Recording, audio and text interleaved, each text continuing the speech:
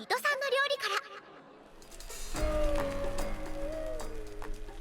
英語和牛のロティ丼だ。ロティとはフランス語で焼く炙るの意味。オーブンで加熱する料理を指すことが多いそうです。カットした肉は一輪の花のよう。こんな美しい丼にお目にかかれるなんて。ではいただきます。 Hello there, welcome back to another episode of Anime with Alvin. Today, I'm going to be making the A5 Wagyu Beef Roti Don from Food Wars. What I have before me is a beautiful 2.5-inch thick A5 Wagyu ribeye, a steak with some of the most beautiful marbling I've ever seen, but also a price tag that I have never seen. This is like one of those $4 sign restaurants on Yelp. I normally wouldn't be as aggressive when trimming a precious steak like this, but I am trying to achieve those perfect slices shown in the anime. So even though this hurts my heart a little bit, I gotta do what I gotta do. But that is a cool cross section right there. To season, I'm just giving the beef a generous amount of salt on all sides. I gotta say though, it's quite an honor to be able to work with this kind of beef, so I'm making sure that none of the scraps go to waste. I'm gonna have a lot of fun making roast potatoes, stir fries, and especially burgers with all of these trimmings. To cook these steaks, I'm placing them in a ripping hot pan with no oil. There's so much fat in this beef that renders out during cooking that is going to serve as the oil. I'm looking for a nice golden brown crust on this beef, letting the steaks crisp and brown up in their own fat. It's like being on a nude beach. You wanna make sure you get a nice brown color on all sides, even your bottom. Once the beef has a nice full body tan, I'm removing the steaks and cleaning out the pan. In the show, it is shown that these A5 steaks are butter basted, which honestly, in my opinion, is a bit overkill. But we are aiming for show accuracy, so we are gonna do as the butter does.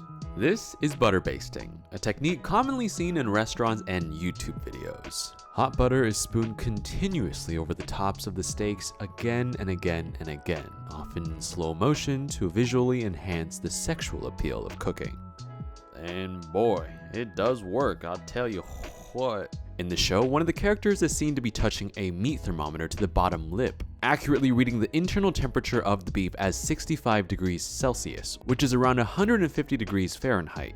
Even though to me that is way too high to be cooking steak, we're gonna go for show accuracy and throw these in the oven until it hits that mark. In the wise words of legendary rapper Eminem, something's wrong, I can feel it. We're gonna continue and make fried rice while the steak rests. To prep for our garlic fried rice, I'm starting by thinly slicing garlic cloves into very small chips. These should fry up nice and fragrantly with our rice. After that, I'm just mincing some parsley pretty finely. That's it, prep is done. I'm gonna cook the garlic chips in a wok with the butter and the beef tallow from frying the steaks earlier. Once the garlic chips are nice golden brown, I'm tossing in day-old rice that has been dried out on a tray until nice and separate. Giving this wok the best of a toss that I can. I'm hoping to coat each grain of rice with the fat and the flavor from the butter, the beef fat, and the garlic. For seasoning, I'm just using some salt. And to finish, the minced parsley from earlier. Honestly, I wouldn't really call this a garlic fried rice. This is just more of a garlic rice dish. I have this uncle who really likes fried rice, and I wouldn't want to piss him off now, would I? After a few more tosses in the wok and trying to separate the grains as much as possible, this garlic rice is now ready to plate. Now that the steaks are rested, it's time to slice it up. I'm cutting these slices pretty thin because I'm hoping to get a nice fanned out rose pattern as seen in the anime.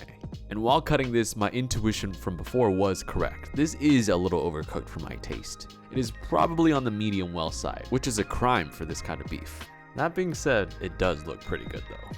After arranging the slices on top of the rice in a nice fanned out rose pattern to the best of my ability, I present to you my first attempt at the A5 Wagyu Roti Don. I don't think there was any doubt that this does taste amazing. It's so rich, it's so fatty, and it goes quite well with the rice, even though the rice is very rich as well. But honestly, I think I can do a lot better. Luckily for me, I was able to convince the Babish team to let me try again.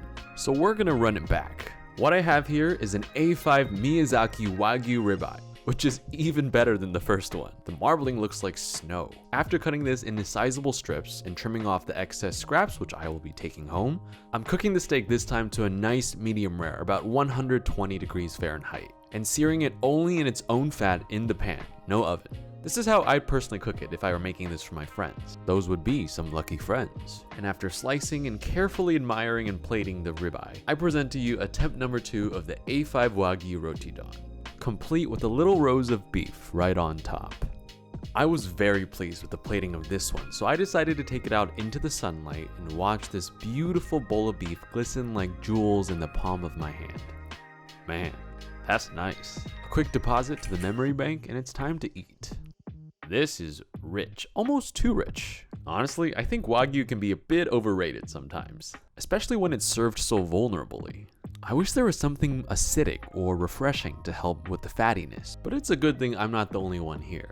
Kendall and Steve have been working really hard, from finding really high quality Wagyu not once but twice, to shooting and editing this episode beautifully. This bowl of beef and rice is as much theirs as it is mine. You'll have to excuse us, we're gonna go take a nap now.